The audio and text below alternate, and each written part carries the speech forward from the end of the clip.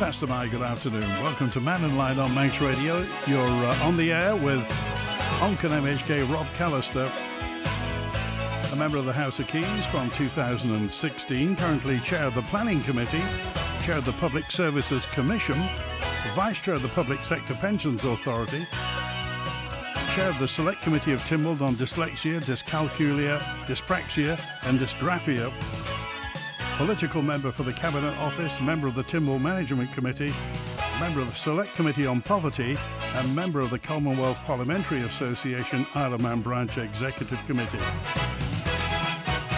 The question is, Rob Callister, how do you find time for all that? We all find the time, Andy. Thank you so much for the invitation this afternoon. You work to your schedule, and as I say, I have a range of positions which I fully enjoy, and to be honest, I've held almost every single position in government over the last 7 years. The only two positions I haven't really held is in education and in Treasury, and of course chair of OFT. But everything else, I've pretty much held every position in government over that 7-year period. But how do you concentrate and not get sidetracked by because in politics everything swirls around? I mean, everybody hears what verge sometimes on insults and people dissing other people.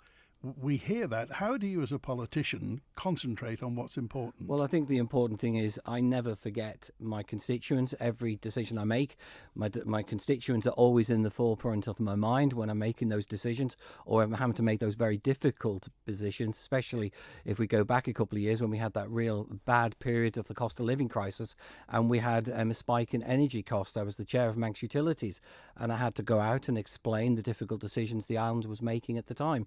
I personally, as an MHK, I focus on my responsibilities. I don't worry too much what's going on around me. So if I'm the chair of planning, I make sure every application is fully vetted before I give consideration. If I'm the chair of Public Services Commission, then I try to lead from the front, the board, and to make sure that I'm working with the Office of Human Resources to make sure we're making the right decisions for the island. What do you make of the revised planning rules that are coming into force now, speeding up and simplifying planning on the Isle of Man, which, if you'd said that 20 years ago, speeding up and simplifying planning on the Isle of Man would have been unthinkable. So what's the future for planning? Well, these advised planning, which is the Town and Country Planning Permitted Development Order 2025, it's basically come through the Cabinet Office and not through DEFA, who normally has planning responsibility. So I've removed myself from the process because obviously I don't want to conflict myself as the chair of planning. But under that permitted development, it will see advantages relating to greenhouses, to sheds, to extensions, more importantly. So somebody could replace an extension without having to obtain planning permission. I'll just put the caveat as I did last time I was on your programme, to seek out the guidelines and the legislation and to take advice before starting any work. But for me, this should speed everything forward and we should have a positive outcome, I hope. Could you just explain, though, when you say this came through Cabinet Office and not DEFA, how did that work? Whose idea was it? Was it DEFA's or was it the Cabinet Office? I'm not sure exactly at what point this was, but there was parts of planning regulations and legislation that's within the actual Cabinet Office, and there's another element where the Planning Committee actually sit within DEFA. So it is a little bit confusing. We have two different bodies, but they do work together. But in respect of the regulations, the updated regulations for 2025, I, as the planning chair and as a member of the Cabinet Office, I split myself not to be involved in the decision in the Cabinet Office. But I do fully support the new permitted developments that have come through. Okay. And certainly, I mean, we've been talking, that's about working conservation areas, greenhouse sheds and this, that and the other, porches, dormers and chimney pipes and what have you. But the big stuff, the brownfield sites and what have you. Well, again, what this actually permitted development talks about is about, mainly, let's be honest, it's about people's homes. If they want to replace their conservatory, they may not need to get planning permission. They may just be able to do it under permitted development. The size of what you can do has increased. So before it used to be, say, for example, I built a shed in the bottom of my garden. It was within the 3 metre by 5 metres square sort of permitted development. You can actually extend that now, But as I say, please check the guidelines, and I hope that people will embrace this and we can get some work done to make the island a better place for everybody. Okay, and could you just explain then? We'll talk the final bit about planning, really. You the chair of the planning committee, and the planning committee's job is to do what? Well, the planning decision, we have around about 1,400 applications a year in respect of planning. 20% of those will come through to the planning committee. I chair that. We have 6 lay members. We also have officers that guide us. Normally when there's an objection, normally if it's in the public interest, it will come to the committee to make the decision. We may undertake site visits, but more importantly, we make the decision based on the evidence, based around an officer's recommendation, which we'll either accept or decline. If we decline it, then we have to provide proper legal reason for declining that application. The question of housing on the Isle of Man, and I know you're a member of the Select Committee on Poverty, and I know it's something you've talked about a lot on the Isle of Man, and that is,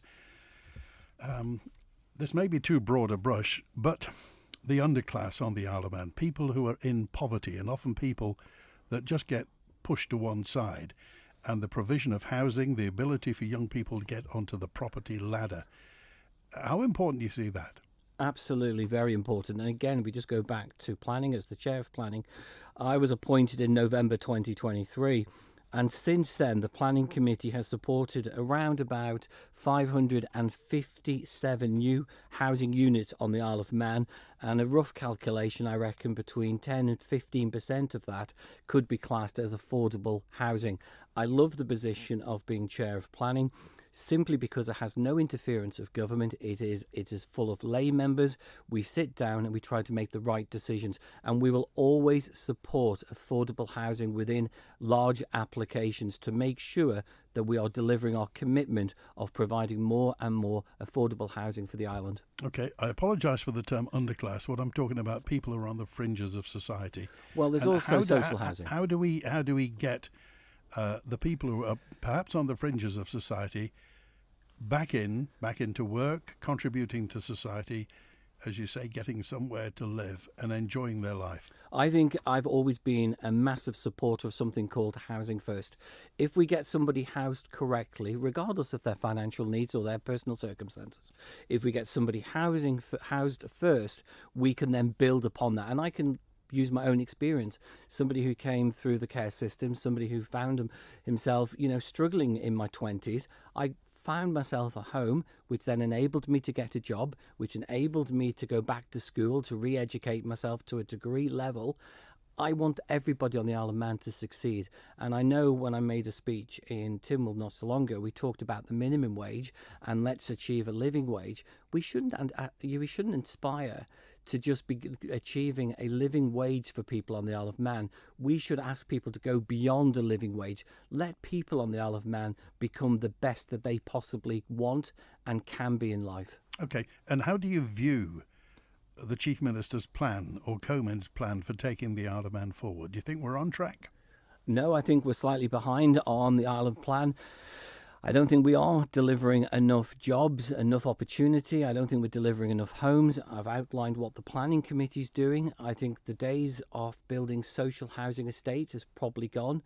There's a beautiful scheme in Castletown that doesn't matter which house you buy, it'll be identical if it's social housing, first-time buyers, or open market. We need more of those estates around the island. We need to embrace communities. I think this administration has been incredibly difficult. We had the back end of COVID, we had then the cost of living crisis, and we haven't really got over that cost of living crisis. And somebody who's now been in 2 administrations, I found this administration completely different to the first one, and I found this one incredibly difficult at times. Okay, let's get to the lines, and we've got Howard with us on Mannin Line. Howard, you're live with Rob Callister, MHK. Good afternoon, Andy. Good afternoon, Rob. Good afternoon. Just a question I saw on the internet there the other day, applicable to the Isle of Man. The housing association agenda has arisen again, and someone within government is determined for this to go through one way or the other. Now, what is the possibility, if this comes about, a housing association taking over all the government houses, I don't know about the council, but the government houses, for the Rachmanism to come into the being, whereas these people are a business, and that solely their object is to make money, and they will be paying out fairly high wages, salaries to the upper staff. But you look at the television all the time and you hear of the housing association are not doing running repairs or ample running repairs, and people are living in disgraceful conditions. Is this a possibility if a housing association is incorporated within what you term as social housing on the island? Okay, if I can just quickly, the vision for a housing association, let's be very clear on this point, how it has come from the Chief Minister. He wants to set up a housing association in order to put in the DOI's housing stock. Will local authority housing also be placed in that in the future? We don't know. I know from my own constituency in Onchan there would be a very big fight, and I would support Onchan keeping its own housing stock, because that belongs to the people of Onchan. It doesn't belong to central government. In respect of admin and maintenance, there is a set amount of rental that's received that goes on admin and maintenance. That figure has increased. But what we do need to do is work with local authorities to make sure properties are turned around as quickly as possible, because there is an increase in the number of people waiting for housing. In respect of the housing association, you're absolutely right. We have to make sure what the cost for running the DOI's housing is today, to make sure that figure does not double or triple in the future because we're set up a housing association. I've also mentioned in conversations with the Treasury Minister and with the Chief Minister, we used to have, I think the DOI used to have around about £5 million worth of income from its housing stock, and it used to generate a surplus of around £3 million.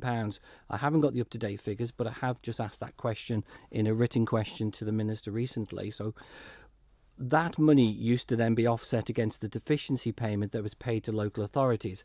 As you'll see from the budget, the Treasury Minister has announced a new fund of £7 million to actually fund deficiency payments in the future. But he's made no mention about the surplus of what will be collected from the DOI's housing stock. Now, what I've actually spoke to the Chief Minister on this is that £3 million should not be sitting in a housing association in the future.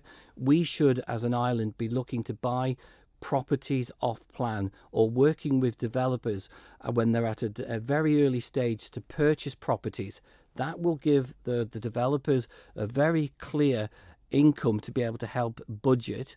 We would also be able to take property today, which will significantly rise in cost the time they come to market. So there's opportunities for us to do things correctly in the future. But at the moment, we're still waiting for an announcement by the Minister to really tell us how this housing association will be set up, what conversations have had with the local authorities, and how that will be structured in the future. Howard? That's what makes, I think, a lot of people afraid. Now, I've heard only a couple of weeks ago from someone that used to live in Cronkburn Village, and that was the rents down there. It was Braddon Commissioners. The rents down there were quite reasonable because they were old and small dwellings. But since it's been sold, and I think the figure quoted was about £1.5 million for the village, doesn't seem very much, but the rents have doubled. Now it's gone into a private company. This is what will worry a lot of people with regard to a housing association, whereas the DOI will have no hold on what the rents would be. They will have no hold on what repairs are going to be, and it is a money-making biscuit. And like the steam packet, prior to the government taking it over, the companies that bought that, the banks, they used the assets of the steam packet to borrow money. Okay. Now, would this implication be there in a housing association that takes over the department, assets? Okay, Howard.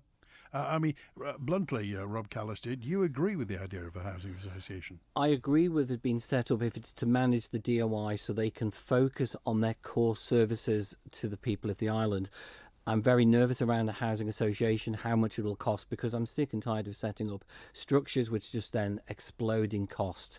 Just to go back to Howard's point on rental properties, we've got to remember that the private sector is demand-led. If there's very few properties available, prices will increase. We've got to make sure there is an abundance of property available, but we need to work with landlords to make sure that we're offering the best properties we can for rental, but also trying to make sure rents are set fair compared to either the minimum wage or the living wage on the island. Okay, all right. Thanks, Howard. Okay, thanks. Cheers. Now, I got a message in from Robin who said you were talking about the government getting involved with developers and getting stuff off plan. And Robin just said, well, shouldn't the government also get in the way of buy-to-let people who are running big businesses for buy-to-let and buying those properties? Well, there's always going to need private landlords to buy up property to rent out. We'll always need a rental market. So it's about working with private landlords to make sure we're offering that those very good, high-quality end sort of products at the end for the tenants need. But we've also got to look at the rents. You know, £1,600, £1,700 for a small two-bed apartment or property is too much for most people, and that is causing some of the problems. And you must get that on a constituency basis for lots of young families and young couples with children. It's dispiriting, Rob. It is. People at the moment cannot leave home because the rents are too high. They cannot obtain a mortgage at the right level. Government's going to have to do more to help the market. But I know from speaking to various landlords since my time in the Department of Infrastructure, we've also got to work with landlords to make sure they have an element of protection, but also make sure the tenants have an element of protection as well. Okay, David, you're live with Rob Callister, MHK.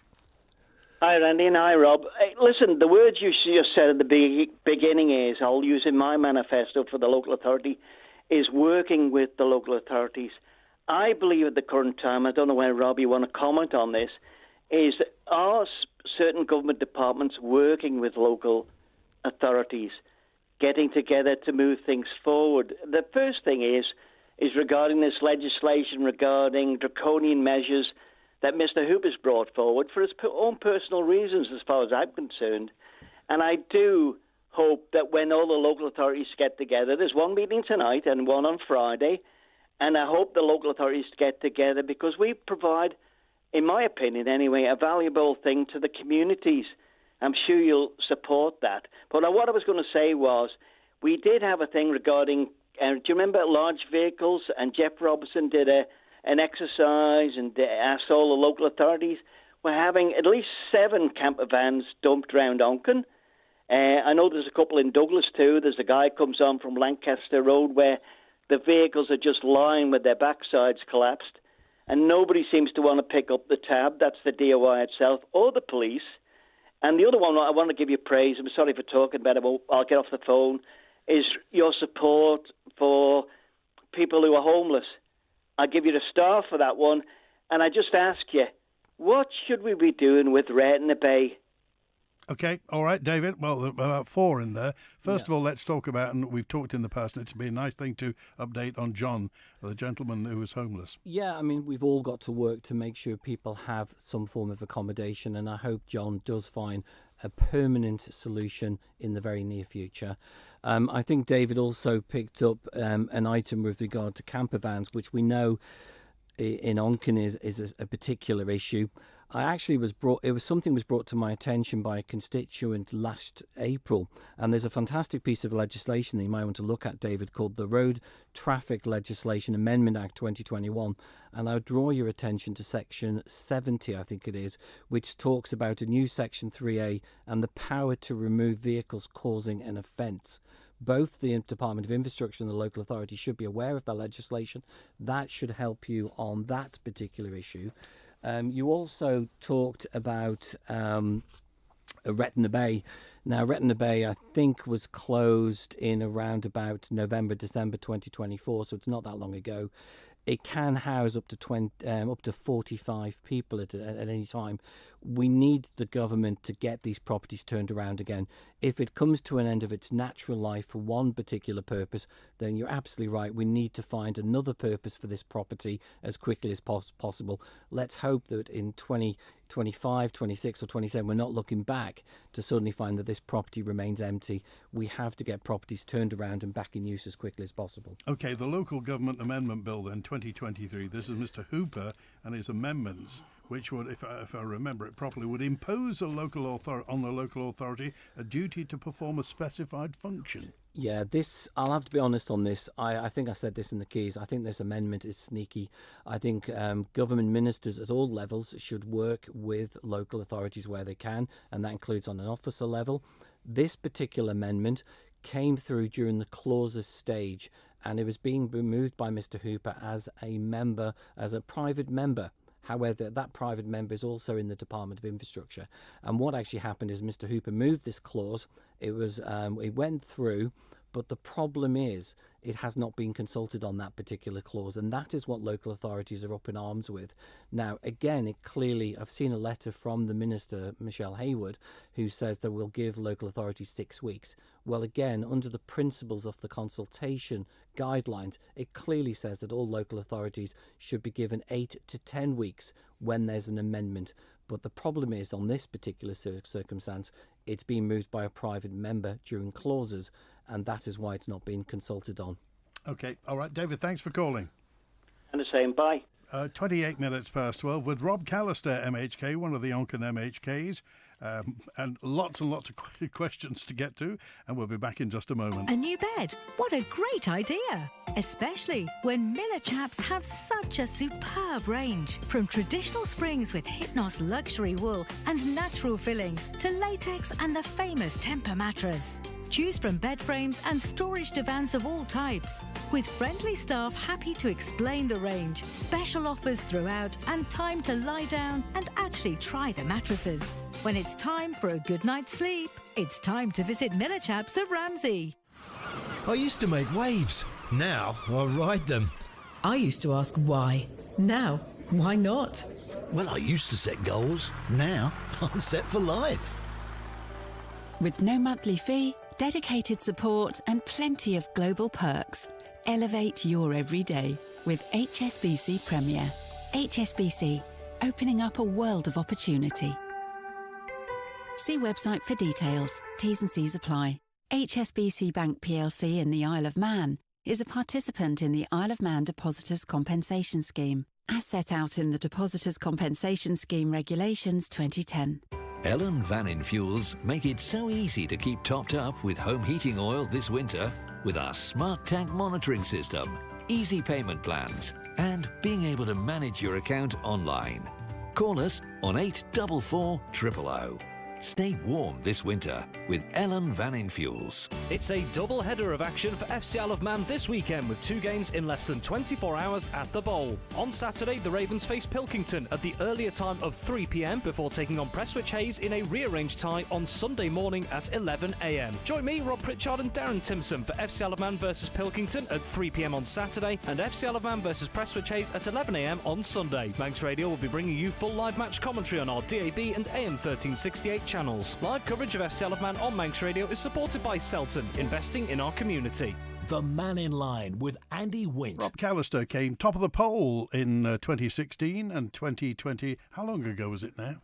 2021 and 2016. So you topped the poll both times in Onchan. So it's a little over a year to go.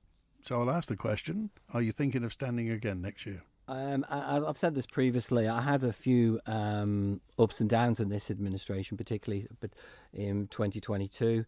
Obviously, I'm going to have a conversation with family and friends. I can't see me not standing because I love the job so much and I've got so much to offer. The people of Onchan will make the final decision, but I think for myself, I've grown into the role. It's taken time for me to build up, considerable experience, but also being able to support more and more of the constituents. And I've never forgotten that. I haven't disappeared for 3 years and start to come back now, or even 2 years. I've been on the coalface. If constituent needs me, then I've always been there for them, whatever time, and regardless of what role I hold. Is it this Saturday you got a surgery? I have a political surgery between 10 and 11:30 at the community hub in Onchan. Okay, what's the split of people with problems? Are they ever national problems or are they Onchan problems? Most of them are very personal, so it could relate to housing, could relate to particular issues with a department, say, for example, Manx Care. I've only had one situation in 7 years when nobody turned up, but I always take work with me. So we have Tynwald next week, so I'll prepare for Tynwald. A lot of the time I'll arrive at 9:45 and we'll get somebody in, and people normally stay and have a cup of tea and a chat, which is fantastic until somebody else arrives. So from my point of view, it's good to actually listen to what constituents in Onchan are telling me. It also gives me an idea of what's on their minds and what they're concerned about. Note in from Chris, 384. Could you ask Rob why he voted in favour of the removal of the triple lock and why he's changed his point of view on this? I definitely haven't changed my point of view. I voted, I did not vote to support the triple lock being removed. I think we do need to have a conversation about what we actually do with pension payments. But I think in the future, at this moment in time, I'm absolutely in favour of keeping the triple lock. How long was your tenure in DHSC? Probably about 7 or 8 weeks. Okay. But then the investigations that followed, as I say, I went through 3 investigations that followed, not just the one relating to my sacking, but then another member put allegations in which I had to go through in June, July and August of 23. As I say, in total I went through 3 investigations, probably the darkest period in my political career. It absolutely destroyed my confidence, destroyed my trust, not just in civil servants, but also political colleagues, and it was just really hard for everybody.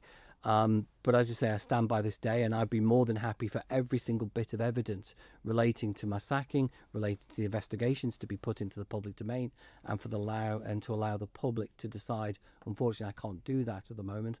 But in my case, I've learned a very valuable lesson, and I'd like to hope that I'm now a stronger and better politician than I was in 22. Okay. Did you, when you were there, did you see the pickle that Manx Care would be in?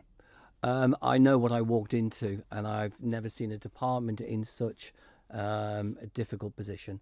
My very first day walking past an officer crying in a car park, it was an absolute mess. I would just like to put on record, I don't think the issue was Manx Care. I think Manx Care are trying to deliver the best they can in incredibly difficult circumstances. I have the utmost respect for the senior management in Manx Care. I think they've done a great job. And when I went in as the health minister in 22, they were incredibly supporting, and I had nothing but positive. I have nothing but positive things to say about them. I think at the time it was the Department of Health and Social Care that was actually not coming up to that point. And that is why I have the greatest respect for the current Health Minister, Claire Christian, and I wish her all the very best to try and tackle some of the real deep-rooted issues that's facing our health and social care service at the moment. Claire Christian was getting a bit of barracking in Keys the other day.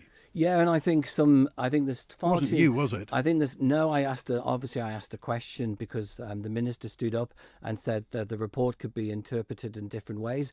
That to me no minister should say that on the floor of the House of Keys. So I obviously questioned that, but I was challenging, I was firm, but I was polite. But I think there's a couple of ministers, possibly 3 ministers at the moment, who have been in the Council of Ministers for many years, who are now throwing absolute rocks.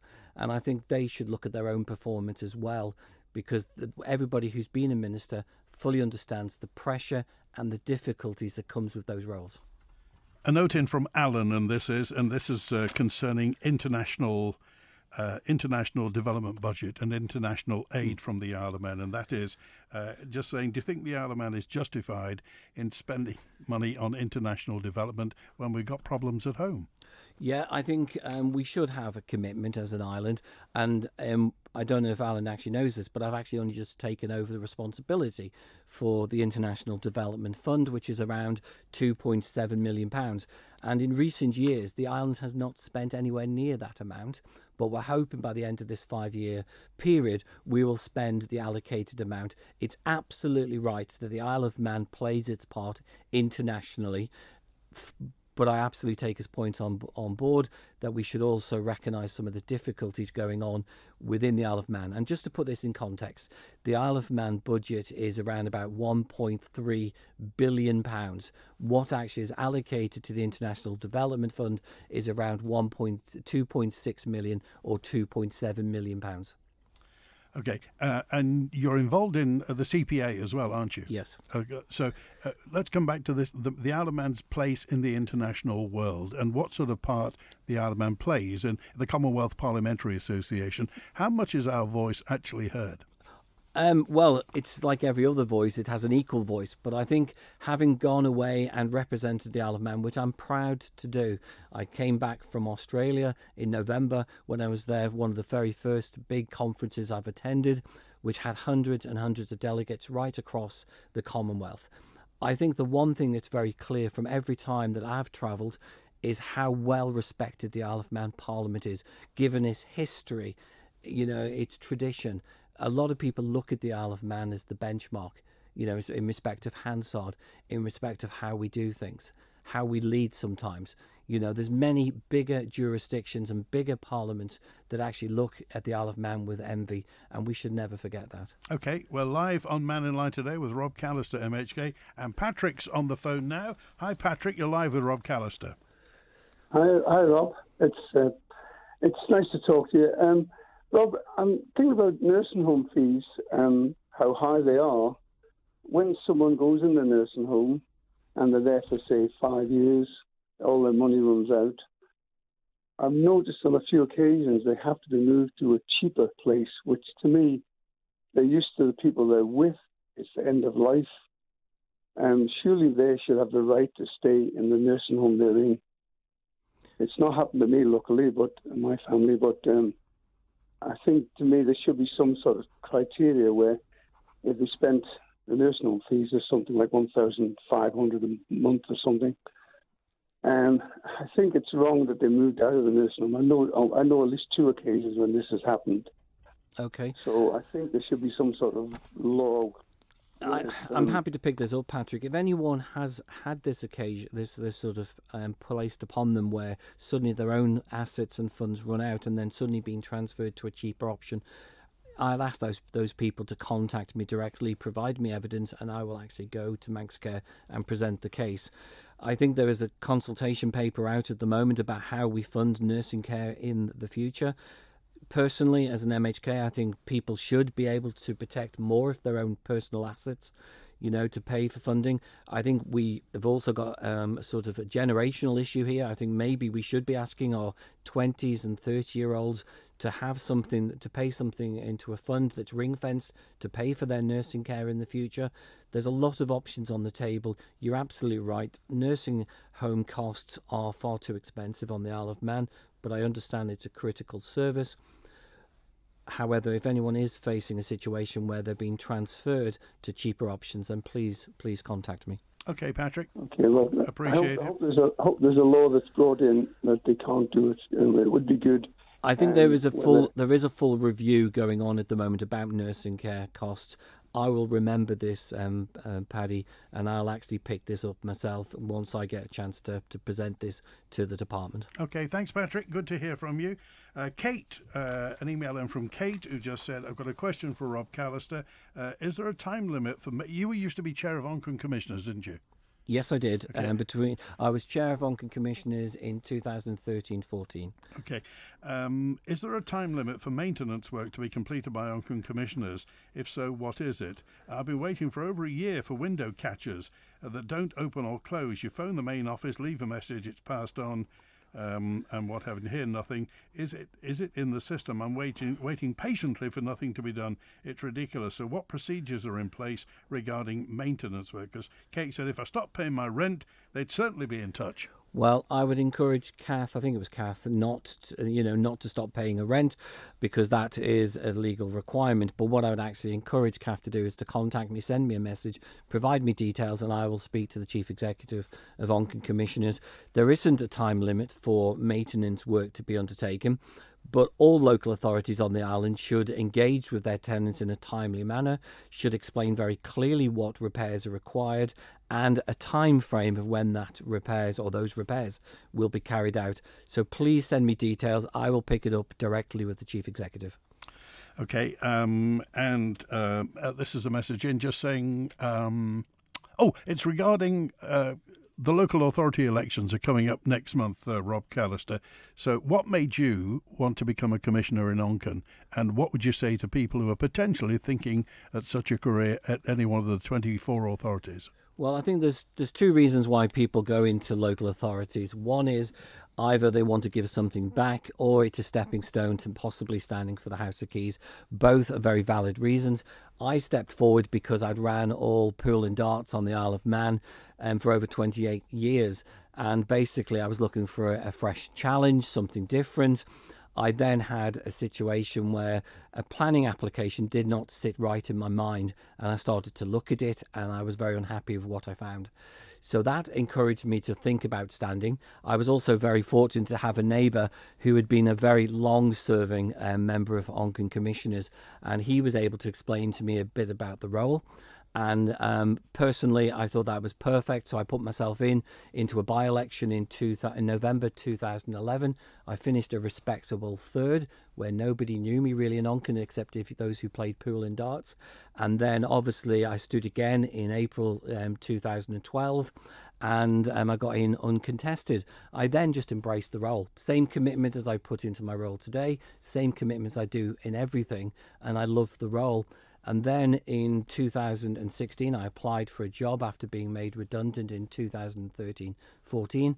And I applied for a job and I went in. There was a panel of, I hope they're not listening to this, but I went to a panel of interviewees or interviewers, and basically they said they weren't going to offer me the job because even though I had the qualifications and experience, because they knew I was going to stand for the Keys in 2016. At that time, I hadn't made any decision. But it made me think really carefully that I'd actually been earmarked to be standing. So that's the direction I took, and I was very fortunate to be elected in 2016 to the House of Keys. Do you think it's good or preferable for an MHK to have been a commissioner before, or...? I think it is. I personally think it's very important because it gets you to understand social media, because you've got to navigate around social media, which is incredibly difficult because your family and friends will read comments that are not true, comments that are very disrespectful and pretty nasty at times. It also gives you an understanding of building working relationships with government and government departments. It also gets you to know people and friends from other local authorities. If anybody in Onchan is proposing to stand for the local authority, I would encourage them to do it. And I will put an open invitation. If anyone wants me to nominate them or to sign their form, I'll gladly do that, because Onchan needs change. And I would encourage anyone who's passionate about serving the community or wanting to do the very best for the island, and also to learn something new themselves and to test themselves, I would encourage them to stand in April's election. Okay, with Rob Callister. Now, the assisted dying bill and the law where this is concerned, can I ask you what your opinion is? Yeah, I mean, I listened to the opinion in Onchan, and I'll be honest with you, Andy, this has absolutely broken my heart because it has completely split my community. You know, in Onchan, I wish it hadn't been brought in this administration, because I think we needed to look at the cost of living crisis. We needed to look at the effects of what COVID had on us, the damage it done to our business sector, the damage it done to our community. This administration should have been all about rebuilding. It shouldn't have been entrenched in something so difficult as the assisted dying. I did support it because I genuinely believe there is the view in Onchan that the legislation should be brought in. That doesn't mean the legislation is going to be here in 26, 27 or even 28. I wish the secondary legislation had been accompanied with it, because it would have given people, professionals and constituents a very clear understand how that legislation would work. Now, what I am proposing, and I'll probably put this in my manifesto if I stand next year, I will be putting in place a very clear 5-step approach should that legislation come in the future. But I know this has been incredibly difficult, and I know that I've let down constituents, but I couldn't do it. Even if I voted against the legislation, I would have let constituents down, and for that I do apologise. Okay, live with Rob Callister through till 1 o'clock today. Text, email, call and WhatsApp. Lots of questions to get to in a moment. The Isle of Man Creamery presents stress-free food shopping with our doorstep delivery service. In time for breakfast, enjoy fresh milk, cheese, cream, Noah Bakehouse pastries, bread, coffee, juice, eggs and potatoes delivered straight to your door every day. And if that sounds good, we don't charge for island-wide deliveries. Love food and drink delivered super fresh? Sign up and order online today at isleofmancreamery.com. Do you know, Dave, the Q Plus counter always has just what I need. Whatever plumbing job I'm working on, whether a state-of-the-art bathroom or the latest heating system, Q Plus always help. With extensive supplies, friendly, knowledgeable service and great prices, it really is the one-stop shop for trade and DIY customers alike. And if they don't have what you want in stock, they'll find it for you. See for yourself. Just take a look at Q Plus on Facebook. Get your tickets now for this season's range of onboard dining events featuring old favourites like the legendary Pie and Mash Train, the Curry Club and more, including memorable dining experiences on one of our STEAM theme events with something for everyone. To find out what's cooking on the dining car or to book, call 697 457 or visit rail.im.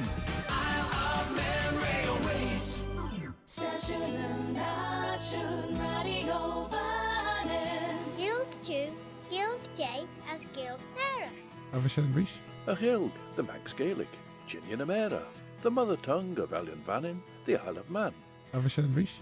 You can catch up with more of Manx Radio's Manx language programmes in the weekly podcast Abershen Rish. Say that again. Shene, that's the one.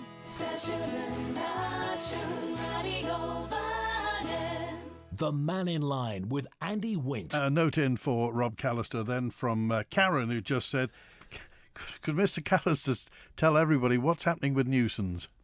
Yeah, I mean, I think I've heard this on your programme before. This application was originally, I think it was declined in September 2022, before I became chair. I'm on the record actually saying that I fully support the development of this site, and I fully support Kell Properties actually bringing forward another application for consideration. However, because I'm on the record before I became chair of planning to say that I fully support them actually bringing forward another application and for this site to be redeveloped and for the lot of Douglas Quay to be redeveloped, I probably won't be able to sit on the application. But I fully support this being developed. And just to highlight, we, as the chair of planning and as the planning committee, we have embraced a number of projects in Douglas. Over the next 4 to 5 years, people will see Douglas transform, and there's some really good projects on the horizon, and I'm really happy to be behind those. Well, I mean, what is it, 25 years ago when you couldn't move for cranes on the Isle of Man? Do you remember? Well, there was so much concrete. Everything was being built at the time, and there was a sense of momentum about the Isle of Man then. You couldn't move for people building things. There was a lot of money. Do you think that these building projects will help to transform the island? I think they should do, and I think it will regenerate the sort of town, the look, the feel. But it's not just Douglas. We need to actually look across the island. We need to look at opportunities and, you know, to reinvent the Isle of Man for the next 20, 30 years. And I'm hoping that, you know, if we get Douglas right, then that will start to spread out across the island. You're absolutely right. The sight of cranes may look unsightly to some people, but it actually shows a positive sign that things are changing for the better for the island. OK, Gilly said, is there a possibility we're going to get an all-island speed limit? And what do you think of 20 miles per hour heading through Onchan? Well, as I've said before, I absolutely do support 20 mile an hour speed loans in residential estates. Let's be very clear on that. I also support a reduction of speed going through the village of Onchan. I think far too much traffic comes through the village beyond 30 mile an hour. So there's been a campaign with both MHKs from Onchan, along with a group of families, have been supporting the reduction of speed in the village. So I fully support that. But I do wonder if this is going far too wide from where it was originally planned, and especially what was being proposed by my colleague from Douglas Central, Mrs. Corlett. I think I don't support an all-island speed limit, even though I think there's very few areas on the island now where you can go beyond the national speed limit. So over time, speed limiters are being enforced or being introduced. We do need to be careful of how many of those are being introduced and where they're being introduced. Okay, back to planning. The tramway terrace, an impasse and no obvious end. How do you see that? Are we talking about I guess you're talking about the stable block, yes. Where the thing. Again, as the chair of planning, I've not seen any planning applications. I mean, I can't talk about any live applications, but on that one, I'd encourage, again, an application to be brought forward by the department to improve the look, the feel, because people walk on that promenade all the time and they see scaffolding. Let's get these sites developed. Let's get these properties tidied up for the look and the feel for the islands, because that will be a good, positive step for the islands as a whole. JJ in Ramsey just said, people on benefits are being discriminated against when it comes to private housing landlords that are allowed to say that they won't accept social security benefits even if they've never been in rent arrears. Is that true? Well, landlords will always have the final say of who can actually rent their property, and there's a lot of restrictions at the moment relating to, people who are single, people who have pets, people who have children. We really do need to work with landlords on the Isle of Man to get a consensus where all properties are available for rent, but we also have to make sure that both the landlords and the tenants are treated equally in this. Okay, and the last census, there were thousands of properties unoccupied on the Isle of Man. So, I mean, if there are properties that are unused at the moment and we have people who need accommodation, surely isn't it? I mean, me oversimplifying, and it isn't just a matter of putting them together. I think the census, it was around 6,000 to 6,500 empty properties. But I think if you start to drill down on that, there's nowhere near that many that are physically just left abandoned. I know in Onchan we have a situation with dilapidated properties, and over the last 7 years, I've absolutely fought to get stronger legislation through, guidelines to get through, but more importantly, to actually get the coroners the powers they need to enforce people who are leaving properties empty, to actually get them back on the market. And that includes, I would personally double, if not triple, the rate on empty properties after a set period of time if they're not going to get back into the marketplace. And that probably is 6 to 12 months. After that, then their rates are charged, and they're doubled and they're tripled on a sliding scale. You've just preempted Will's question, and he was talking about dilapidated properties, and just said that it brings down the tone of an area, it dispirits the neighbours, and surely Will just wonders, why do people let properties go to rack and ruin? I don't know. It doesn't make any sense to me, but I think one of the things we have to do is to actually reverse zero rates on those properties. Get them to charge rates, and then on a sliding scale, double them or triple them. Let's get these properties back in use, because people out there desperately want them, and it's causing nothing but grief for the neighbouring properties. And I again apologise to areas in Onchan that have contacted me to get legislation, to get guidelines changed. I've been struggling to get this achieved, and I will continue up until the election and beyond if I get the chance. Okay, and you mentioned earlier on that in relation to vans and motorhomes, what was that legislation? What was the rule that was coming in? Oh, I'll have to find it again. I wrote it down because I thought there may be a question on this. If you want to ask me another question, Andy, and then I'll come back to the last piece. Okay, in that case, there's another one. People are sending me photos of mobile homes that have been dumped. Vaping in public places. Now, you were children's champion once upon a time, and the danger that vaping poses to young people, in particular the danger of nicotine. Agreed. I mean, we now have legislation that's coming in that bans under 18s, and I saw there was an article recently by the police in the north of the island saying that items would be confiscated if they're found with them. I think it's absolutely right that vaping should be restricted the same as any other smoking area, but somebody who's never smoked or never vaped, it's hard to me to actually comment on that. Just very quickly, Andy, I'll just quickly give that information again to your listeners. It's called the Road Traffic Legislation Amendment Act 2021, and it's Section 70, which is a new Section 3A, and it's the power to remove a vehicle-causing offence. And I would just like to put on record again the constituent in Onchan that made me aware of that legislation last year.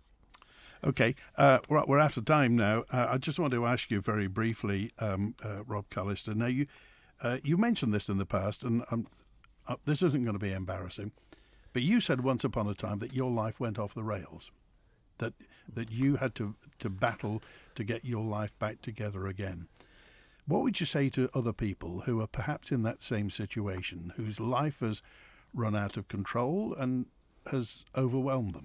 I think it's a case of don't give up, and we as a government have to get behind those individuals to be able people to have housing first. And I know one of your callers that come in actually talks about, he's sitting in a property in Douglas when he talks and rings up the station.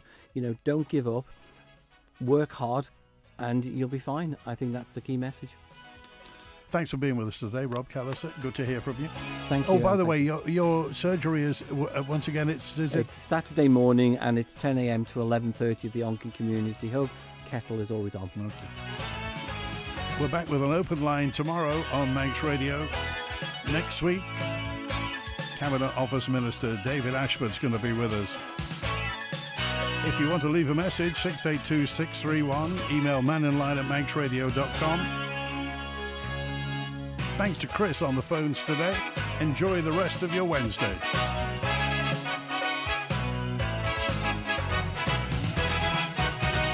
WINT. Take control of buying tyres and arranging vehicle servicing when you visit tyres.im, where you can check out the wide price range, order your tyres online and book into Quayside Tyres for a fixed price or full warranty service. It's easy to book your slot at a time to suit from the comfort of your laptop or phone. And you can even spread the cost over 4 months interest-free. Find a wide range of services and book online now at tyres.im. South Key Douglas, don't delay, have safer tyres today.